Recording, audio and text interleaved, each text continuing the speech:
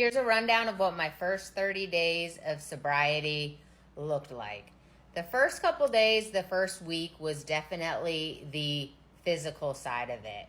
And I'm no stranger when it comes to detox. I had tried quitting many times in the past and would make it to day 4, day 5, day 6. Well, maybe I made it to day 6 like once. So I was familiar with what the detox was like. And also in the early 2000s, I had dealt with drug addiction. So I'm very familiar with opiate detox, opiate withdrawal. So that's what I mean when I say I was no stranger to it, but it still wasn't easy. The anxiety. Oh, yeah, that was really awesome. You want to quit drinking because you want your mental health to get better and you want to have less anxiety, but then you quit drinking and your anxiety actually gets worse. And you're like, what the? I quit drinking, so I'm not as anxious anymore. But now that I quit, I am more anxious than I was before. And while I was anxious, also shaking, sweating, and feeling like I was crawling out of my skin and extremely restless. I felt like I couldn't focus on anything. It was hard to watch TV, it was hard to watch things on my phone, and it was hard to be present in the moment. And sleep, what is that? Because obviously for so long my body had been used to going into an alcohol-induced sleep, aka passing out, never truly falling asleep. So that took time for my body to naturally learn to fall asleep again. Side note, I did take Benadryl just over the counter, and that definitely helped. Other than that, my detox was completely unassisted in that I didn't use any kind of medical treatment or anything like that, which I do not recommend for everybody, but I think I went into it thinking, I've quit before, I know what's coming, even though it was only for a couple days. So whether that was ignorant, naive, whatever it was, I made it through. It is what it is.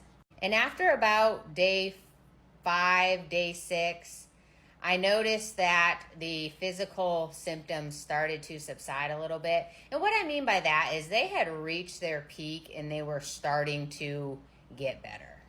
But all the while, those cravings were there. That drunk brain was just screaming at me, if you just have 1, 2, 3 drinks or a few bottles, you'll feel better. And that's when I would tell myself it's just 30 days. Because at the time when I went into my sobriety journey, I had only committed to 30 days of sobriety. So into the second week, I had gotten over the majority of the physical stuff. Still not sleeping the greatest, but it was a lot better than what it had been. And that is when the mental side of it just started coming screaming at me. The drunk brain went into overdrive. How are you going to do this? How do you think you're going to function? How do you think you're ever going to have fun again? How are you going to go on vacation? How are you going to go to weddings? How are you going to go to birthday parties? Who are you going to hang out with? And then when you do decide to go out and you're not drinking, what are you going to tell people? You're actually going to have to admit that you're not drinking and admit that you had a problem with alcohol. Remember that addiction, that high-functioning alcoholic you were that you tried so hard to hide? Well, now you're not going to be able to hide it. What are people going to think of you? And now looking back, it was just noise, like a little chihuahua yapping in your ear. All those things I was worried about, like when it came time to actually face those things, number one, it was nothing like I thought it was going to be. Number two, and for the most part, I crushed all those things. They were not a big deal. You're definitely building things up in your mind. Because you got to remember, when you're future tripping, it's usually when you're in that beginning stages, when everything feels so overwhelming and you can't see beyond it. You are imagining how you feel right now in that situation 3-4 months down the road where you have gained sober sea legs and you're thinking different.